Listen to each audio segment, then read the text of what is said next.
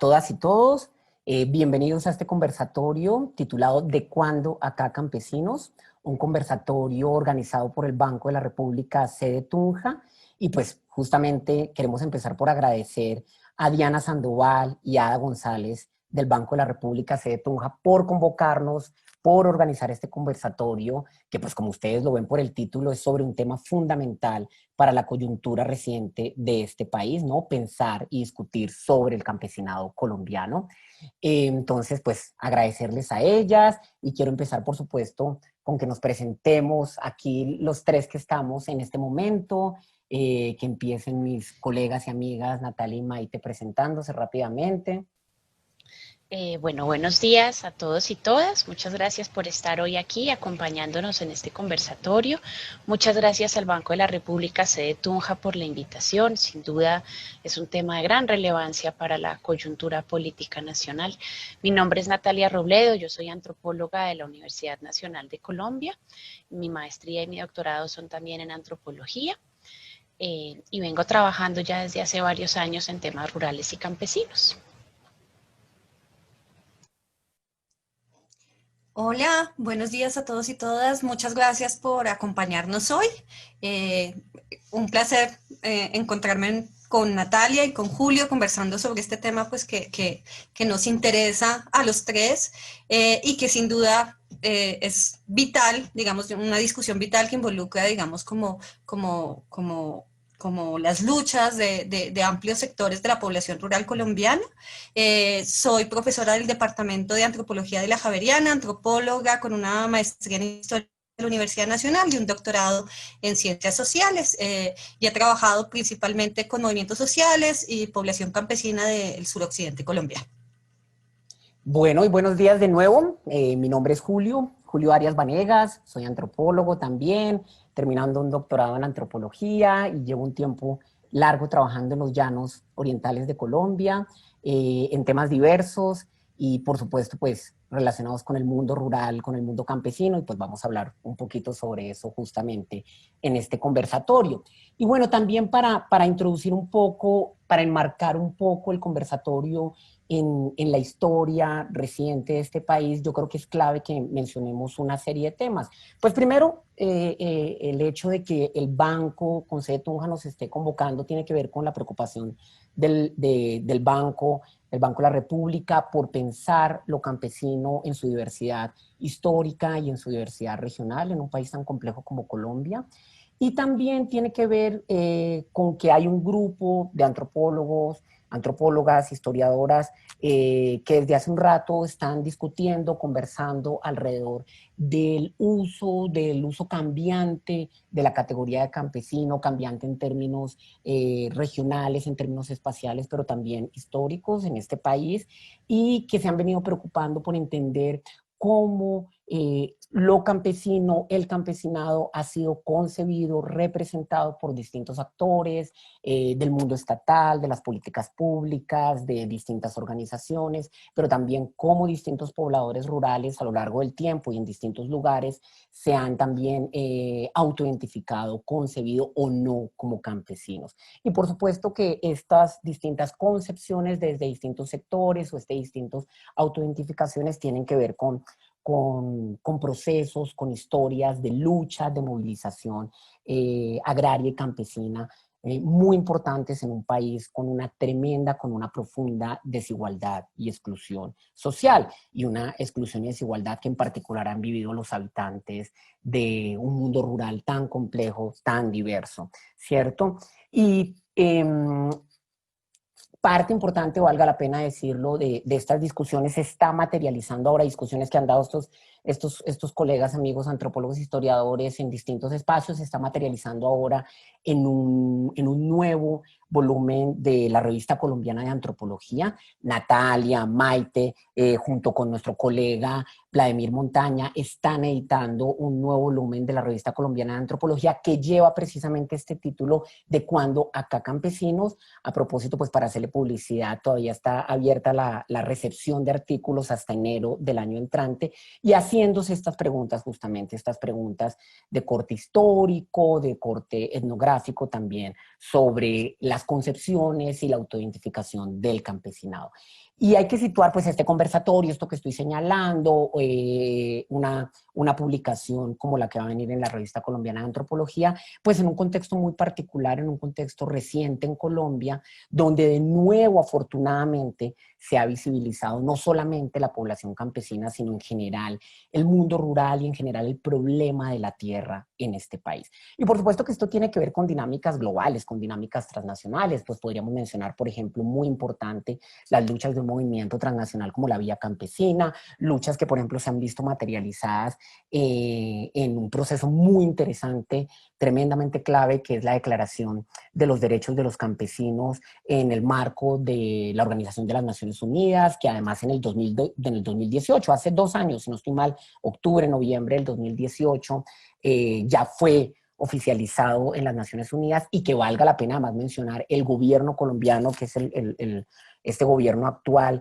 se negó a suscribir, a firmar esta Declaración de los Derechos de los Campesinos, pero entonces pues hay unos procesos transnacionales, unos procesos globales claves, pero yo quisiéramos resaltar unos procesos propios en Colombia muy rápidamente, muy esquemáticamente, antes de que conversemos un poco más, y es que en el contexto colombiano, después de que los 90 y los 2000, principios de los 2000, hubo un abandono generalizado al mundo rural y al campesinado, e incluso una estigmatización muy fuerte que tiene unas profundas raíces históricas, y ahorita podemos hablar sobre eso también. Después de ese abandono, después de esa estigmatización tan fuerte del mundo campesino, 2008, 2009 empiezan unas discusiones importantes, por ejemplo, sobre el despojo, sobre el acaparamiento de tierras que tenían relación con asuntos muy importantes, por ejemplo, como la Ley de Justicia y Paz, bueno, y que va a llevar a desemboca en un hito clave en la historia legal reciente del país, que es la Ley de Víctimas y Restitución de Tierras del 2011,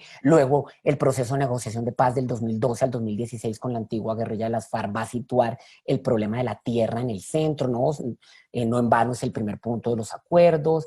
2016, un hito también muy importante, que es un senador de la República, Alberto Castilla, con su proyecto, muy en sintonía con lo que decíamos de la ONU, un proyecto sobre los campesinos como sujetos de derechos, que desafortunadamente no avanza, pero pues que va a tener efectos de otras maneras. Y 2017, muy importante, distintas organizaciones campesinas de la mano de una organización como De Justicia presentan una tutela para que se tenga en cuenta el campesinado, ¿sí? Para que se cuente al campesinado como una categoría censal. Y en el 2018 la Corte Constitucional va a fallar a favor de esa sentencia, y eso va a tener muchos efectos importantes en debates públicos, va a visibilizar un problema central, ¿no? Ahí vale la pena recordar el lema que movieron estas organizaciones, y es: para que el campesino cuente, tiene que ser contado. Entonces, esto, por supuesto, es una historia mucho más compleja, pero queríamos empezar por enunciar esos hitos porque justamente estamos insertos en ese contexto donde se visibiliza afortunadamente no la población campesina, sus problemas, sus condiciones actuales, pero también donde hay preguntas muy importantes sobre la categoría de lo campesino, y sobre eso vamos a charlar justamente a continuación.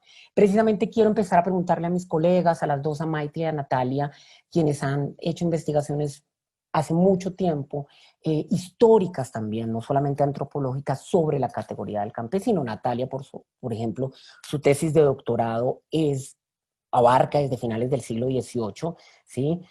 Maite, su tesis de doctorado y antes su tesis de maestría cubre el siglo XX, buena parte del siglo XX. Entonces quería empezar a preguntarles a ambas sobre cómo sus investigaciones más de corte histórico, desde el XIX hasta el XX, esas investigaciones nos permiten, digamos, iluminar un poco los debates actuales, esta coyuntura justamente que yo acabo de señalar sobre la categoría del campesino. Entonces propongo que empecemos, que arranquemos por Natalia, justamente como yendo un poco cronológicamente, ya que Natalia empezó a trabajar desde el 19. Y ahí, a propósito, perdón, en esta introducción larga mía, hago una cuña adicional, y es que tanto Natalia como Maite ya tuvieron unas charlas mucho más largas en este contexto, en el Banco de la República sede Tunja, que ustedes pueden consultar en la página de YouTube o en la página de Facebook aquí mismo del banco, ¿cierto? Entonces, nada, arrancamos rápidamente con Natalia y luego con Maite.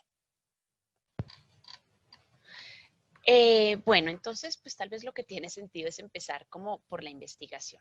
Lo que hice fue mirar ¿Cuáles fueron las representaciones de la ruralidad en la construcción de la nación? Haciendo énfasis en el campo, en la agricultura y en los labradores / campesinos, y ya vemos para dónde voy. Entre 1780 y 1866, desde el punto de vista de las élites, particularmente de las élites andinas, de la región andina central, podríamos decir, sobre todo de Santa Fe. Empiezo contándoles que a finales de la colonia la categoría de uso predominante era la de labrador. Con la independencia, la categoría de campesino se usa cada vez más y ya hacia mediados del siglo XIX se vuelve predominante. Labradores y campesinos rara vez fueron definidos, pero uno puede decir a grandes rasgos que habitaban espacios rurales de todos los climas y altitudes y que se dedicaban a la agricultura. Y en términos de los sujetos sociales, excluían a los esclavos, a los indios de resguardo y a los llamados indios bárbaros, que eran los que estaban por fuera del dominio del Estado español. En relación con la pregunta de Julio, tal vez hay que señalar tres grandes cosas. La primera es que la investigación lo que me mostró es que el vacío de derechos que viven los campesinos hoy en día en realidad es de vieja data. La desigualdad y la exclusión social que sufren hoy en día se puede rastrear hasta la colonia. ¿Sí? Y esto en parte se explica por una falla de reconocimiento también sistemática, también de vieja data. Este es un grupo social que ha sido representado como atrasado, pobre, ignorante, atávico, es decir, que reproducen incesantemente lo que hacían las generaciones anteriores y como una población que no cumple a cabalidad su rol como sujeto productivo. Esto desde la colonia, como vengo diciendo. Y esto ha legitimado dos cosas gravísimas. La primera es la falta de políticas públicas que resuelvan efectivamente los problemas de esta población y particularmente el problema de acceso a la tierra. Y la segunda es el hecho de que la inversión del Estado, que nunca ha sido suficiente, tenga un sesgo que privilegia la producción empresarial. Esa es tal vez la primera cosa que me deja la investigación en relación con la pregunta de Julio. La segunda que quiero destacar es que, a pesar de lo que acabo de explicar, esta categoría, la de campesino, entraña elementos que son contradictorios. Por una parte, emerge ligada a una serie de atributos negativos que comparte con los labradores de finales de la colonia, ¿verdad?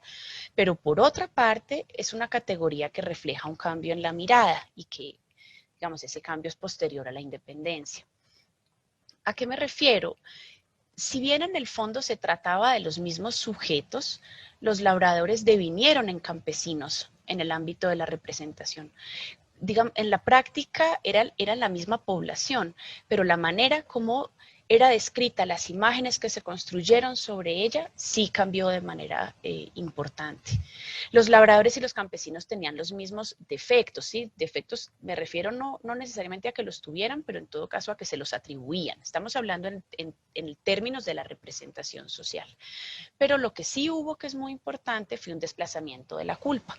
La culpa deja de ser interna y pasa a ser externa. Es decir, los labradores tenían todos esos supuestos defectos por su culpa. Ellos eran intrínsecamente así, la culpa era interna, ¿sí? No se contemplaba, por lo tanto, que pudieran cambiar, ¿cierto? Y en esa medida eran una atadura al pasado. En el caso de los campesinos, se les atribuyen los mismos defectos, pero se culpa de ellos sobre todo al colonialismo. Entonces, en el momento en el que el colonialismo desaparece, ¿sí? Se abre la posibilidad de que puedan cambiar. Pero además, esos defectos que he mencionado se leen a través de una lente que es mucho más positiva. La pasividad, por ejemplo, se leyó como docilidad, la pobreza como humildad. Fueron descritos como obedientes, bondadosos, generosos, honrados, con mayor capacidad de conocimiento, que era una cosa clave, ¿sí?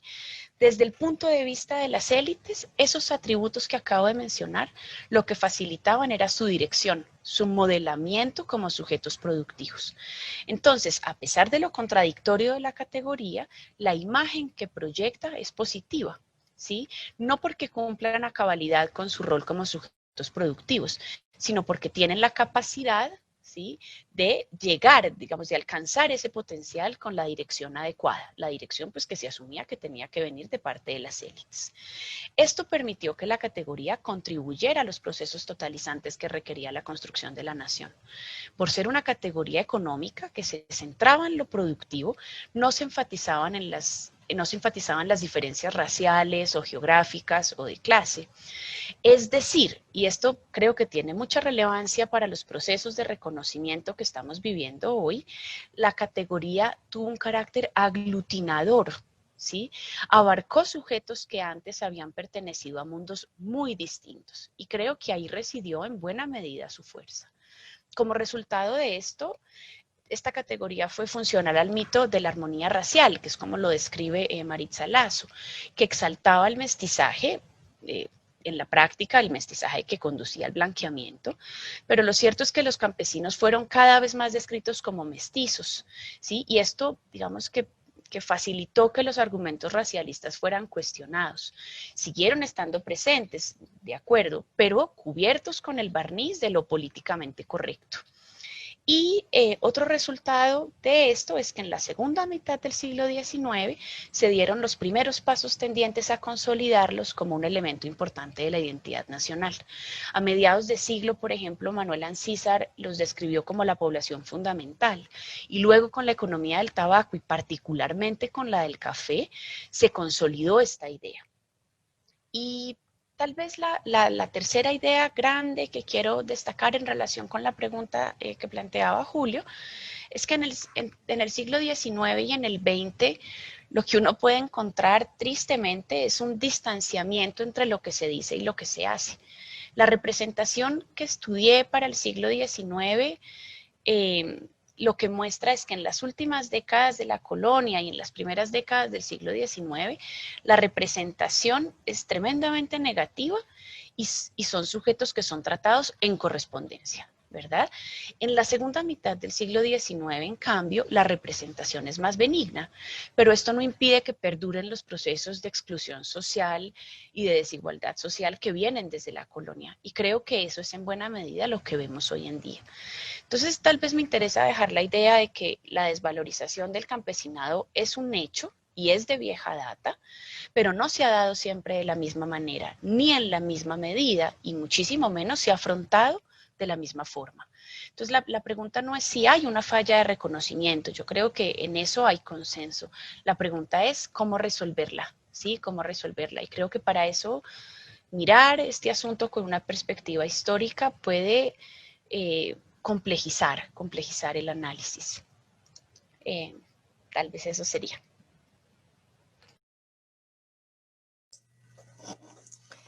Bueno, yo primero también voy a contarles un poquito de qué se trata mi investigación. Yo trabajé los usos históricos de la categoría, particularmente los usos estatales y desde el movimiento social, dados a la categoría de campesino desde más o menos la década de 1920 a la actualidad. Un poco, sobre todo, digamos, mi investigación es motivada por todo este proceso que se cristaliza en los paros agrarios del 2013, 2014, 2016 y el proceso de lucha por el reconocimiento del campesinado, digamos, que viene dándose claramente de forma evidente desde entonces, ¿no? Entonces, un poco lo que tendría primero que explicar es que mi trabajo es un trabajo muy centrado en esa relación Estado-población rural, tratando de entender cómo un término media esa relación, ¿no? Media de distintas maneras.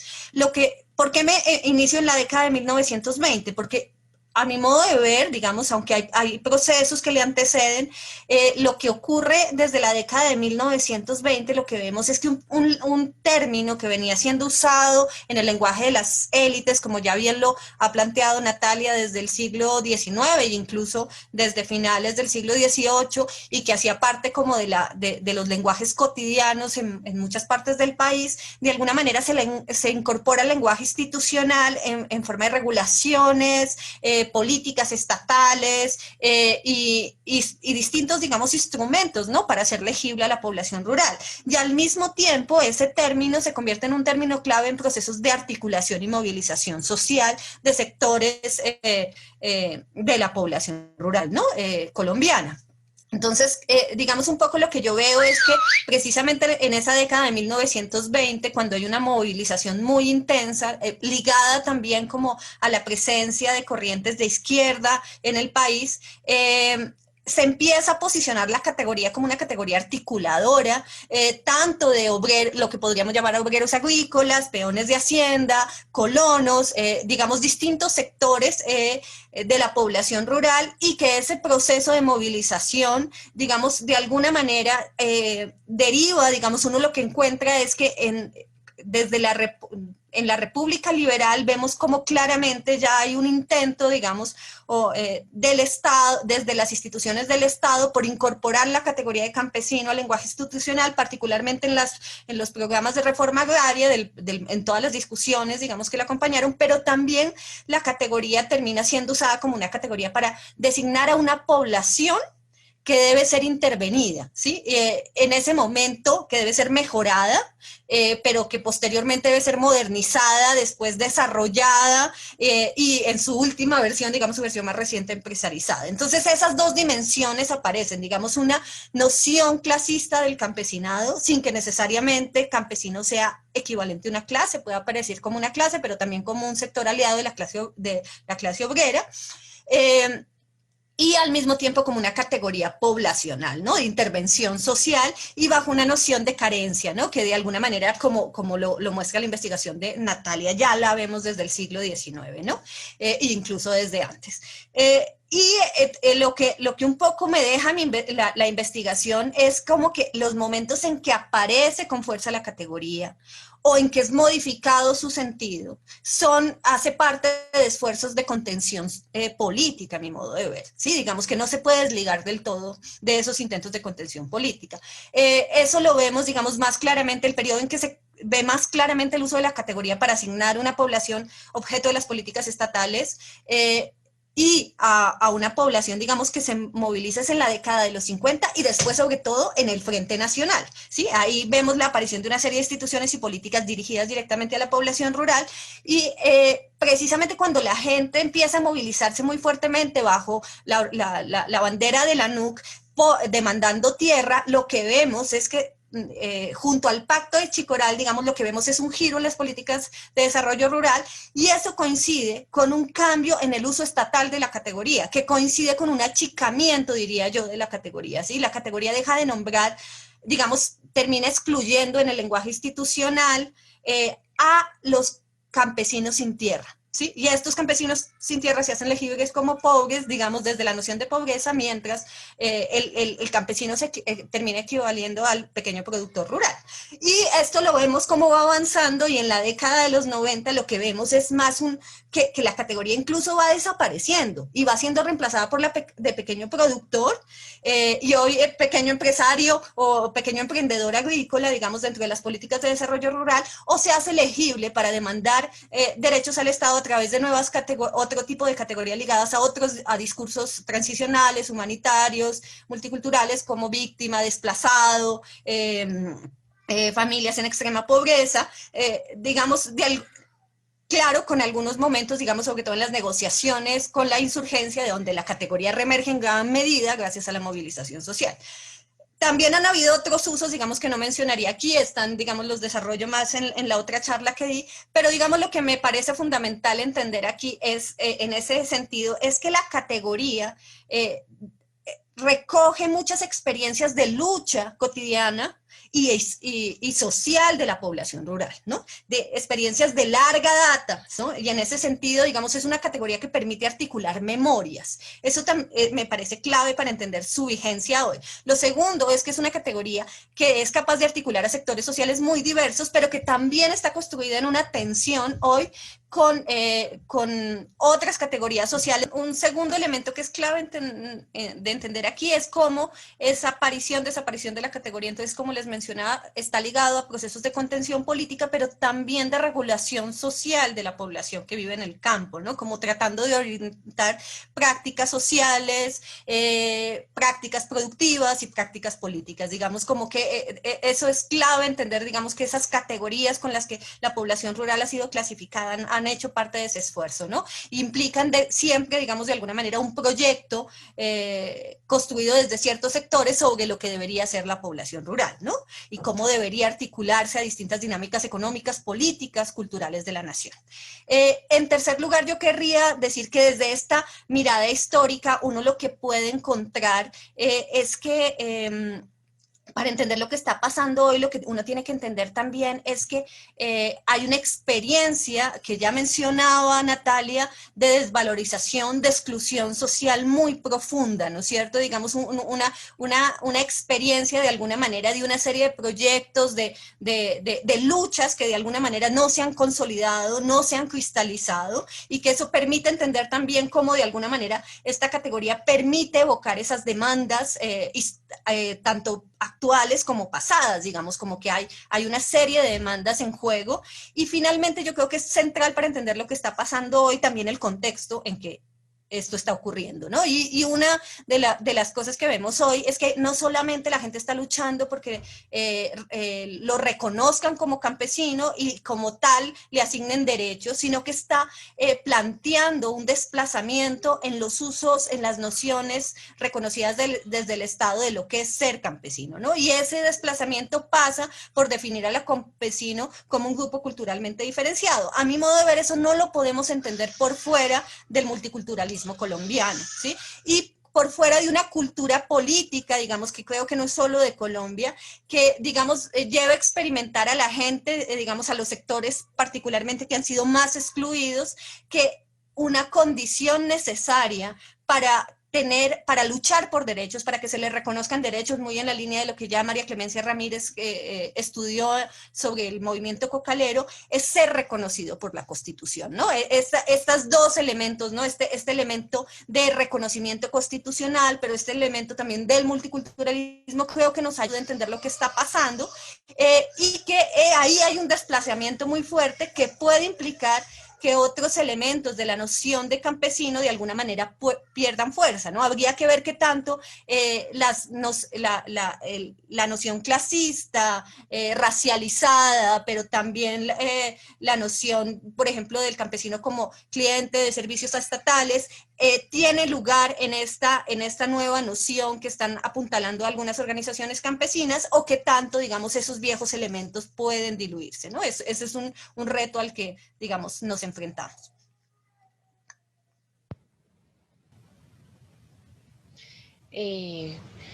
Bueno, pero entonces pienso que este es un buen momento para preguntar por la diferencia regional. O sea, creo que con lo que estás señalando, Maite, y con lo que expliqué yo un poco antes, tenemos una idea sobre el carácter histórico de la categoría. Pero entonces me queda la duda de cómo se puede leer esto desde una perspectiva geográfica, regional. Mi pregunta es, en el caso de Julio, que ha trabajado estos temas en relación con los llanos orientales y particularmente con la altillanura, y en el caso tuyo, que los has trabajado desde los Andes nariñenses, ¿cómo pueden, digamos, ustedes o cómo perciben mejor las condiciones que han llevado a que las poblaciones rurales de las regiones en las que trabajan se sumen o no a las discusiones sobre el reconocimiento campesino? No sé quién quisiera empezar. Si quieres, arranco yo, Maite, que tú acabas de hablar ahí un ratico, ¿cierto? Sí, me parece bien, Julio. Listo, perfecto. No, y antes incluso, antes de hablar de los llanos, me parece clave en la intervención de Maite resaltar hitos distintos a los que yo señalaba al principio, que fueron más hitos estatales e institucionales, ¿no? No se nos puede olvidar en relación con lo que yo señalaba, la historia de movilización reciente de las organizaciones campesinas, ¿no? Del paro agrario, de ese gran hito del 2013 en adelante, y también pues lo que acabamos de vivir, las mingas nacionales del suroccidente también, ¿no?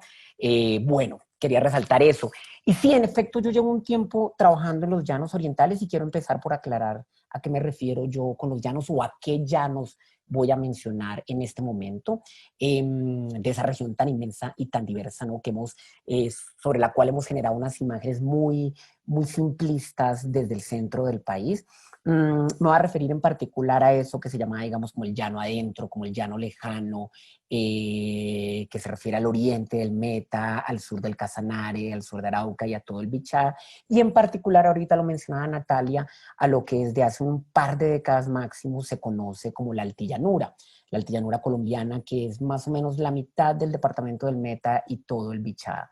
Es el lugar donde yo he venido trabajando en los últimos años por mi investigación doctoral, este lugar de la altillanura, que de una vez lo voy a decir, amerita una charla entera, pero es de alguna manera una invención de la expansión de la agroindustria a gran escala, esa nueva región de la altillanura, para dejar esa frase ahí polémica, y también un poquito haciendo unas referencias al sur del Casanare, que es donde yo también he trabajado desde el 2003-2004.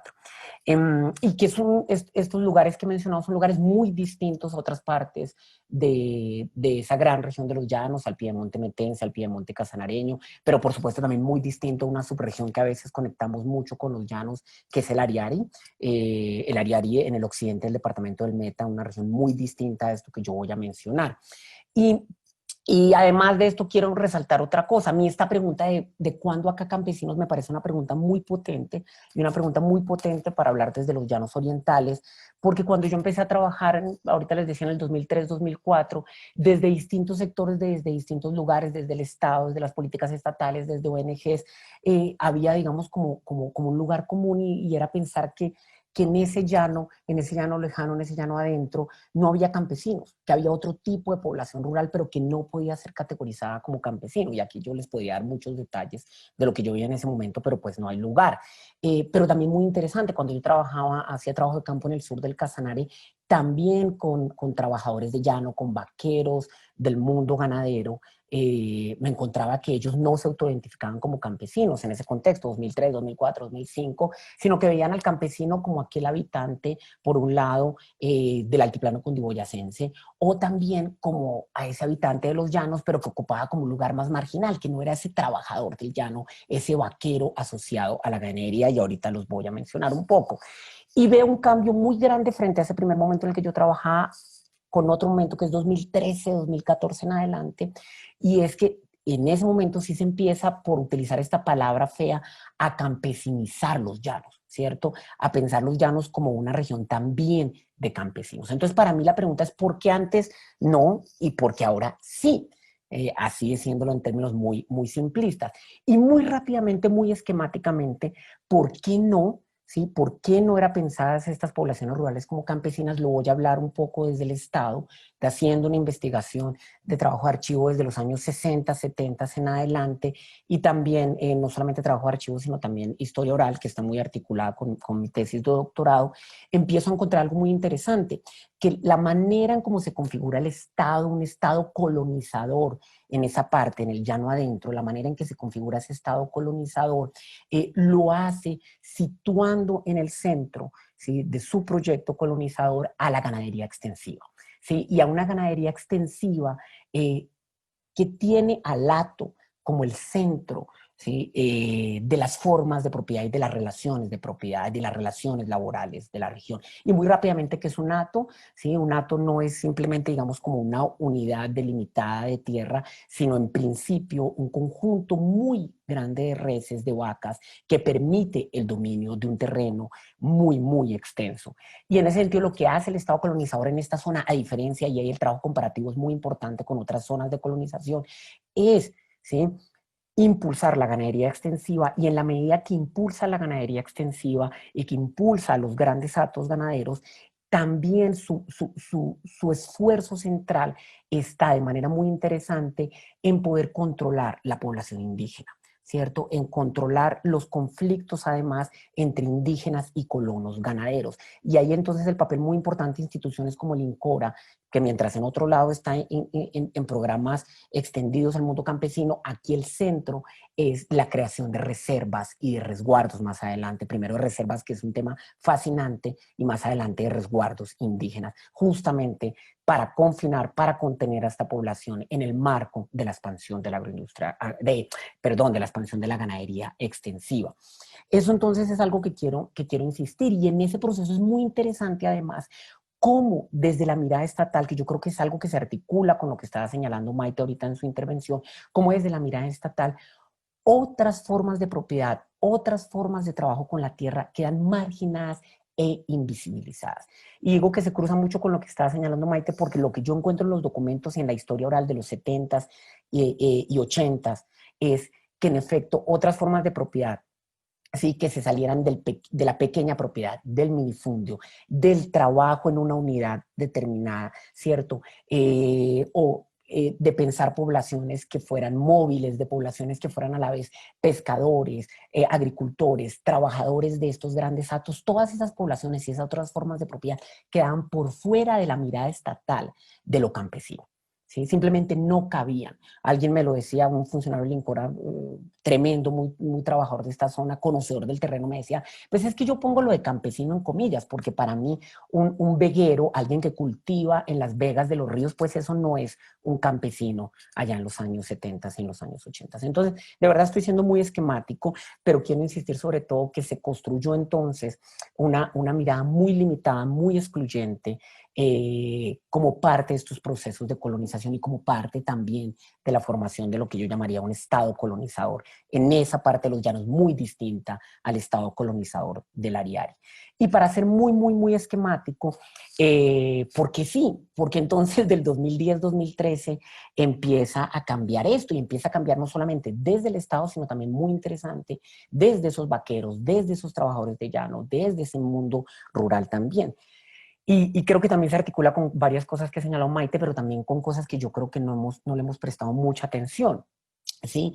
Primero, el peso finales 2008, 2009, 2010, articulado incluso con políticas de seguridad democrática, el peso del ecoturismo y del turismo cultural, ¿cierto? Y del turismo como una manera también de visibilizarse y de visibilizar el mundo rural en el país, ¿cierto? Muy esquemáticamente voy a señalar eso, pero hay otro hito que me parece más importante todavía, que empieza a finales del 2008-2009, pero que después de 2010 toma más fuerza, y es las políticas de patrimonio, la patrimonialización en general. Eso en los llanos impactó un montón, y es porque el patrimonio se convierte en un terreno, ¿sí?, de reclamarle, de disputarle al Estado más allá de las categorías étnicas, de este marco multicultural que conocemos todos muy bien, ¿cierto? Del multiculturalismo reducido a grupos étnicos, a minorías étnicas. El patrimonio, las políticas de patrimonio se convierten en un espacio para existir, ¿sí? Para existir dentro del mapa cultural y el mapa económico también de la nación. Y me parece un hito clave. Y yo empiezo a ver 2012, 2013, que además empieza todo un programa, por ejemplo, de patrimonialización de los cantos de vaquería en los llanos colombianos y en los llanos venezolanos también. Empiezo a ver en efecto cómo en ese proceso de patrimonialización lo llanero también empieza a ver visto como campesino, en tanto también lo campesino se va ampliando. Muy importante también en esta región donde yo trabajo, el avance de la agroindustria a gran escala, ¿cierto? 2008, 2009 empieza a transformarse radicalmente la región, ¿cierto? El sur del Casanare y sobre todo esto que llaman ahora la Altillanura, a convertirse en ese lugar considerado la última frontera agrícola por conquistar en el país. Y es interesante porque si bien antes el mundo llanero había tenido una competencia muy fuerte con la expansión del petróleo, que en el Casanare y en Arauca tiene una historia más larga que en el Meta mismo, y unas disputas muy interesantes económicas, simbólicas, incluso entre el mundo del petróleo y el mundo de la ganadería. Ahí la disputa central entre el petróleo y la ganadería, la disputa por el trabajo, ¿cierto? Por los trabajadores.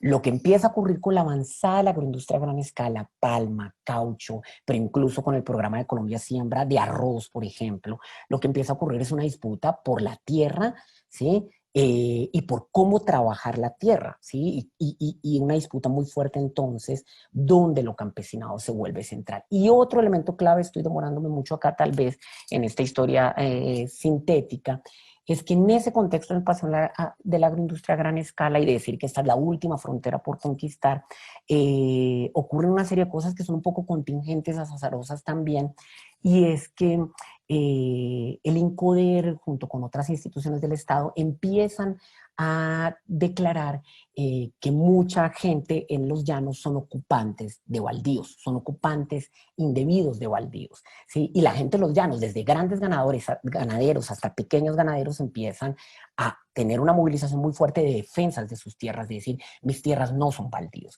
Y es muy interesante que toda esa toda esa visibilización anterior del gran hato ganadero ahora empieza a transformarse los grandes hatos ganaderos y empieza un desconocimiento de esa forma de propiedad tan particular que no cuadra dentro de nuevos esquemas y nuevos proyectos de propiedad y del uso de la tierra, pero también pues no caben otras formas de propiedad dentro de los llanos, dentro de esta concepción estatal reciente y que hace que se vean a muchos habitantes de los llanos simplemente como ocupantes de baldíos. Entonces empieza una movilización muy fuerte desde el 2013, 2014 que confluye con las movilizaciones nacionales y donde empieza sin duda a decir aquí hay un asunto de defender nuestra tierra, de nosotros somos de acá, una defensa muy regionalista, una defensa por ejemplo de lo criollo que se articula ahí con lo campesino también.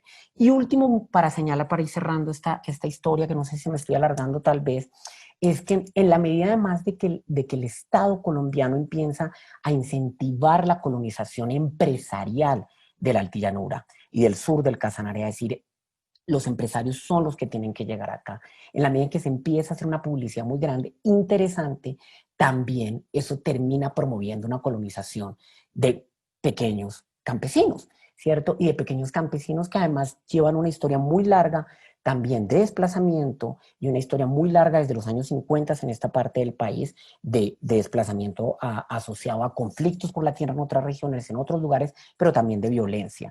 Entonces, en efecto, lo que estamos viendo el 2010, 2012, 2013, en realidad no es solamente una colonización de grandes empresas, de esto que se llaman los grandes nuevos llaneros, ¿cierto? Grupos económicos, por ejemplo, del sector financiero, sino también de pequeños campesinos, ¿sí? De gente del Piemonte metense, del Piemonte casanareño, del Tolima, de Cundinamarca, y que cambia radicalmente el paisaje en términos económicos, el paisaje de propiedad y que complejiza muchísimo la región. Una región que en medio de todos estos relatos de colonización agroindustrial había sido pensada además como una colonización, como una región, perdón, vacía, simplemente vacía, sin ningún tipo de habitantes, ¿cierto? Entonces dejaría yo por ahí, que tal vez me extendí muchísimo y podemos complementar un poco más adelante.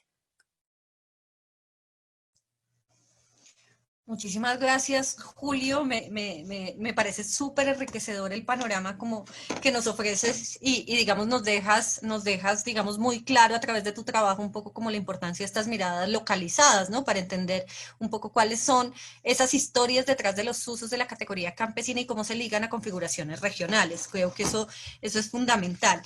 Con respecto a la región andina nariñense, yo tendría también como que iniciar señalando, digamos, como que el término campesino, como se usa ahora, muy frecuente, digamos, cada vez con más frecuencia como una categoría que nombra a la población rural, no incluida dentro de las categorías étnicas, no es el uso que siempre se ha dado a la categoría de campesino. Y para entender eso hay que entender por una parte que buena parte de la población que hoy se reconoce como campesina proviene, por ejemplo, de haciendas que se disuelven en la década incluso de 1960, 70, y que son haciendas que se nutrieron en el periodo colonial, incluso republicano, de población proveniente de resguardos indígenas, por una parte. Un segundo elemento que hay que tener en cuenta es que parte también de esa población considerada campesina viene, digamos, de gente que emigró de zonas de resguardo a zonas de colonización, de manera de las llamadas colonizaciones espontáneas o dirigidas,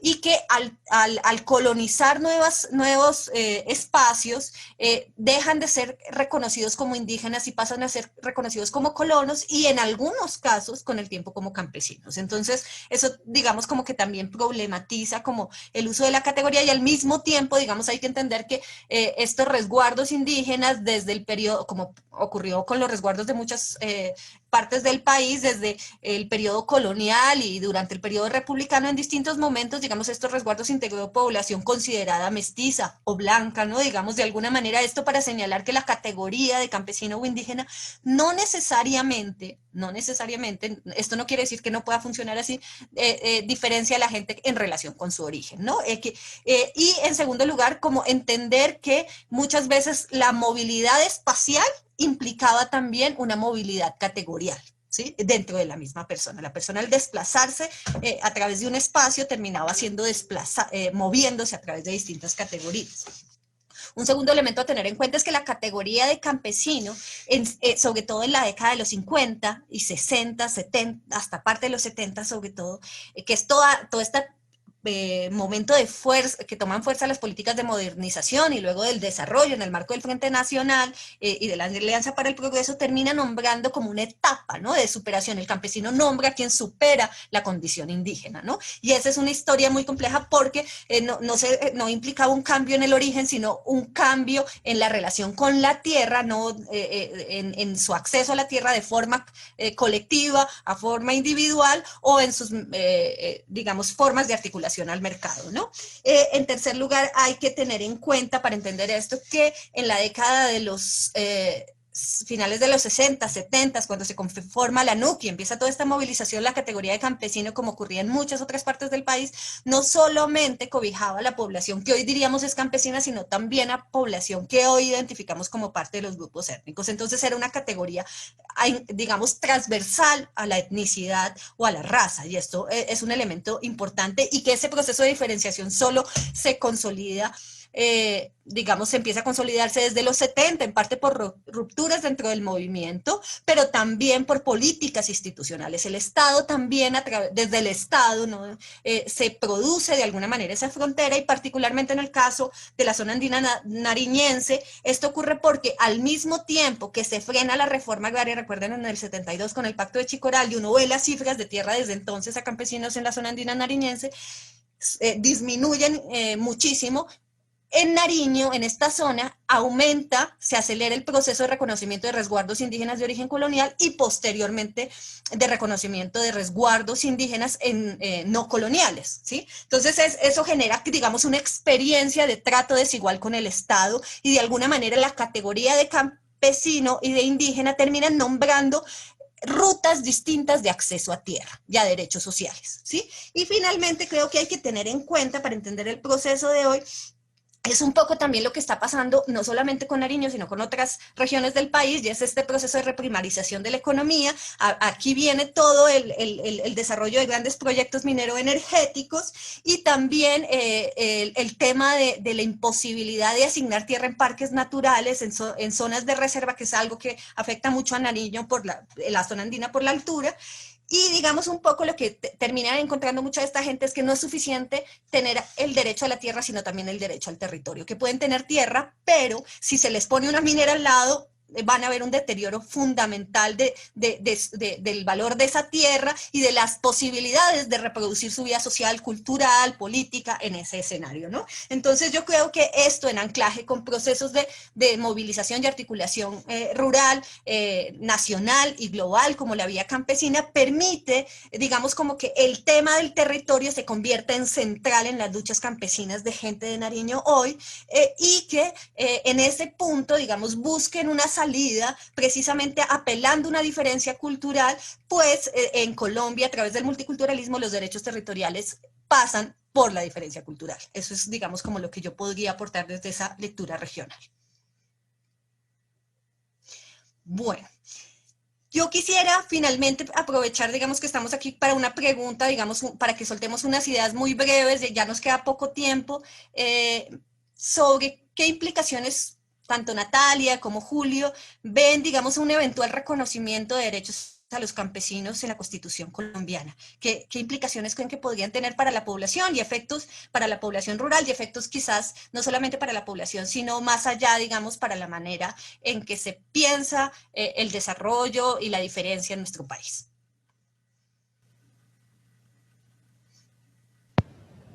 Julio, ¿quieres arrancar o empiezo? Dale tú, sí, que yo recién Ok, hablé también, dale. vale. Bueno, lo primero que hay que señalar sobre eso, creo, es que es un tema tremendamente complejo, sobre el cual, con absoluta honestidad, no tengo una posición acabada, digamos.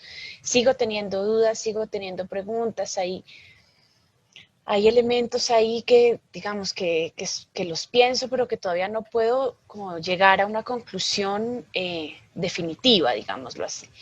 Yo pienso que el vacío de derechos, que incluso algunos autores han llamado un vacío de ciudadanía, que es un concepto bien fuerte, es un hecho. Yo creo que la desvalorización estructural del sujeto campesino en Colombia es un hecho. Y por supuesto que creo que esto debe resolverse, ¿cierto? Yo estoy convencida de que la solución a los problemas del campo y del país en general pasa por resolver la falla de reconocimiento que el Estado y la sociedad de manera más amplia tiene con la población campesina. ¿Sí? Y más aún si se tiene en cuenta que esa falla de reconocimiento incide en las fallas redistributivas, ¿verdad? Porque tienen efectos concretos, materiales en las condiciones de vida de las poblaciones. La pregunta entonces no es si hay o no hay un vacío de derechos y si hay una necesidad de resolver esta falla de reconocimiento. La pregunta es más bien como qué tipo de problema es el que enfrentamos y cuál es el camino para resolverlo. La primera pregunta entonces que creo que es importante resaltar es si el problema es exclusivo de los campesinos o no. Y en ese punto mi respuesta es pues que evidentemente no. El vacío de derechos lo están viviendo en general lo que podríamos llamar los sectores populares, tanto del campo como de la ciudad, las mujeres, las minorías, los sujetos con algún tipo de discapacidad y un largo y muy triste etcétera. La siguiente pregunta es entonces, bueno, el problema es que estas poblaciones no gozan de derechos y de nuevo la respuesta es que no. Como ciudadanos, estas son poblaciones que tienen derechos legales amplios. Incluso existen leyes y medidas en el ordenamiento jurídico que refuerzan estos derechos en el caso, por ejemplo, de las mujeres o de las minorías o de los sujetos con algún tipo de discapacidad. En el caso específico del campesinado, que es el que, digamos, tengo en mente cuando estoy elaborando esta respuesta, es importante señalar que han sido reconocidos por la Corte Constitucional como sujetos de especial protección. ¿Sí? El problema entonces no es si tienen o no tienen derechos legales, el problema es que esos derechos no se están garantizando. Y ahí sí viene la pregunta que formulaba Maite, que es, bueno, entonces, ¿el camino son los derechos diferenciales o cómo veo yo ese asunto? Lo primero que tengo que mencionar es que veo, me disculparán el pesimismo, pero veo difícil que el Estado les reconozca derechos diferenciales a los campesinos, en principio porque estos son unos derechos que han sido reconocidos a minorías, y en el caso del campesinado, las cifras más pesimistas hablan de unos 5 millones de personas, esa cifra podría subir a 10 u 11 millones de personas en función de la definición. En cualquiera de los dos casos estamos hablando de una cantidad de gente enorme. Así que me parece poco probable que esto suceda y si tenemos en cuenta el gobierno que tenemos, por ejemplo, en este momento, pues con mayor razón, ¿cierto? Lo siguiente entonces que quiero señalar es que tengo dudas frente a los efectos que esos derechos diferenciales podrían tener. Por una parte, es evidentemente clave superar esa mirada simplificada que relega a este grupo social al ámbito de lo económico y de lo productivo. Es fundamental reconocer su diversidad, su dinamismo y el hecho de que las características que lo agrupan no son simplemente económicas, ¿no? Están atravesadas por dinámicas culturales, simbólicas, políticas, sociales. Pero por otra parte, los derechos diferenciales, pensados como un espejo de los derechos étnicos, plantean un buen número de desafíos. El primero creo que tiene que ver con la evidencia que se ha recogido de que el multiculturalismo y el enfoque diferencial no está teniendo, digamos, los resultados esperados en términos de la garantía de los derechos o de la reducción de la pobreza o del logro de la igualdad o la no discriminación. Más bien, las políticas multiculturales y el reconocimiento estadístico de estos grupos están teniendo grandes dificultades para contrarrestar las inequidades históricas y los sesgos en el gasto público. El siguiente punto que creo que es importante señalar es que estas políticas multiculturales han acentuado desigualdades en la distribución y el acceso a recursos entre poblaciones que tienen condiciones socioeconómicas y de exclusión semejantes. Y en ese sentido han contribuido en más de una ocasión a la atomización de sectores que podríamos llamar subalternos, que tienen reivindicaciones convergentes y cuyo logro depende en buena medida de la acción colectiva mancomunada. ¿sí? De hecho, las disparidades entre los grupos rurales, que han sido particularmente fuertes con la Constitución del 91, han motivado en buena medida la demanda por derechos diferenciales para el campesinado, ¿cierto? Como una manera de igualar los derechos de las poblaciones campesinas a los de comunidades indígenas, por ejemplo, ¿sí? De nivelar las asimetrías, podríamos decir. Pero en este caso es paradójico cómo la solución planteada termina profundizando la medida que suscitó el problema en un principio, ¿sí?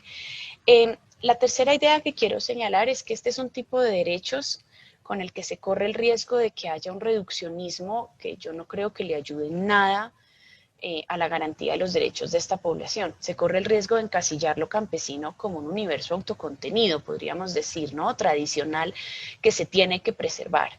Y se corre el riesgo también de desconocer la diversidad campesina, ¿sí?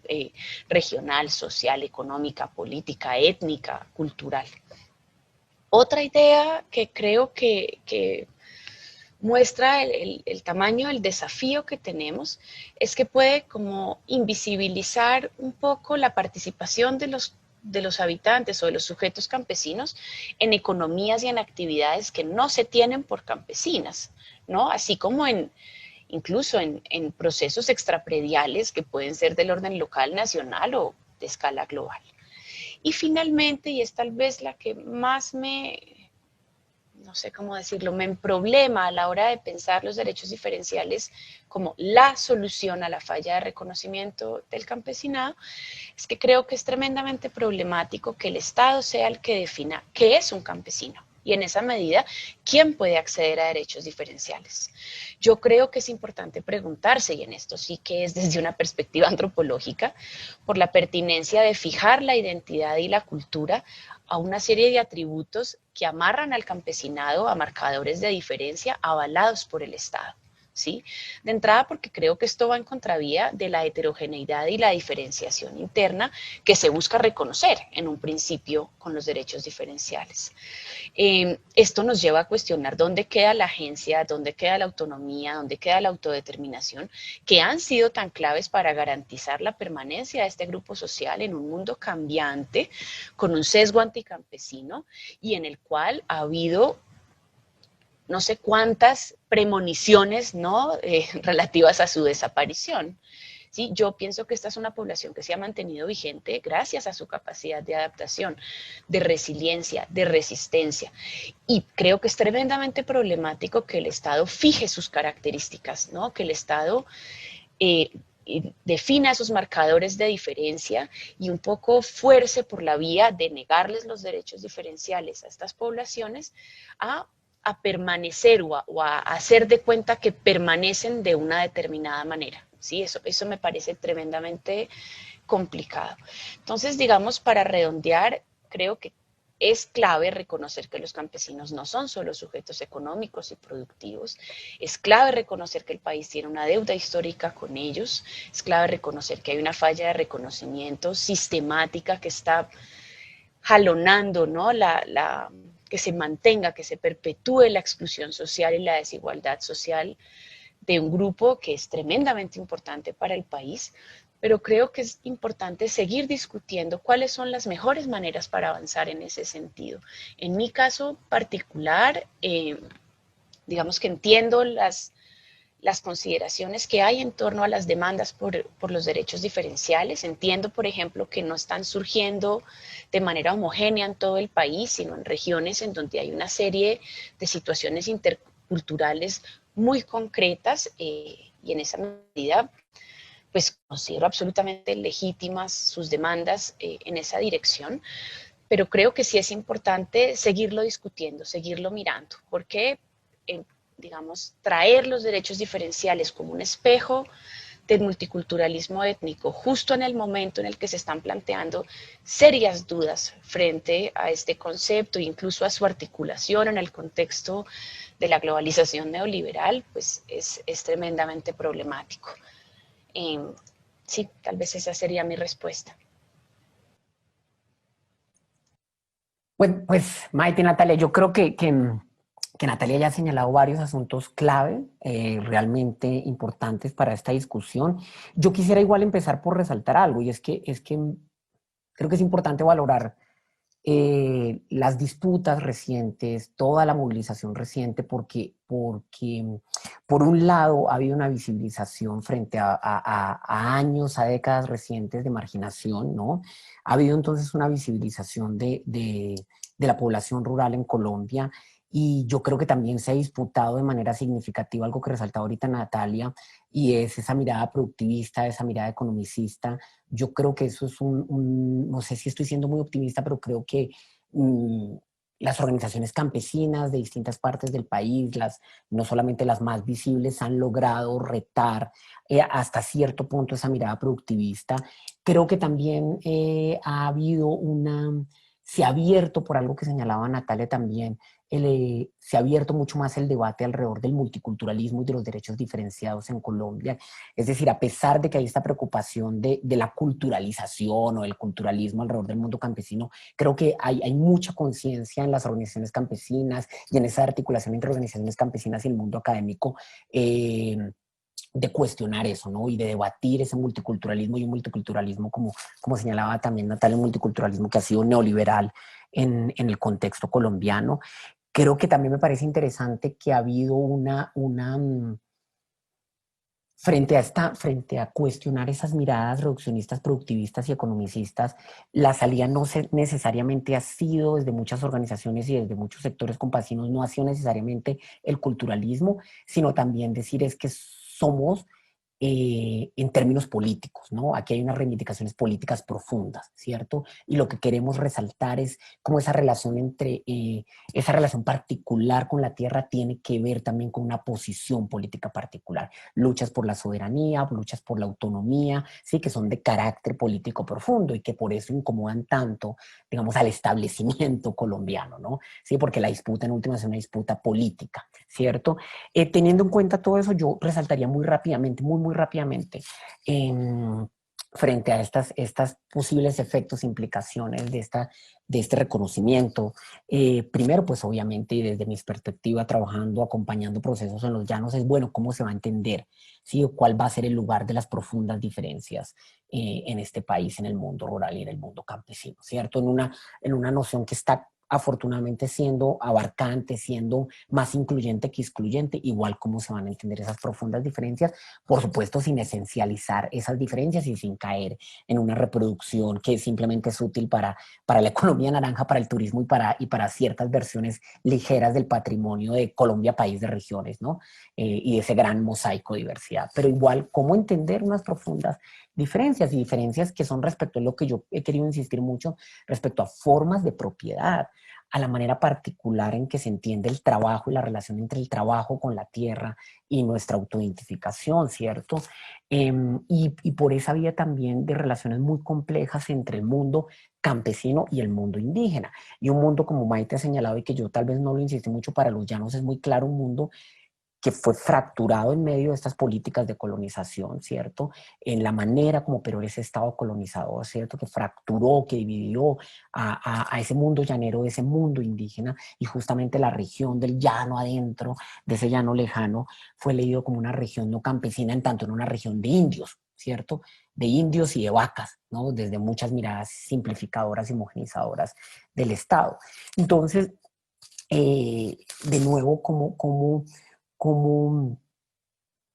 y pensando mucho desde los llanos, los retos grandes de articulación, de construcción de alianzas y no de más profundización de diferencias entre poblaciones indígenas y poblaciones no indígenas, por decirlo en esos términos.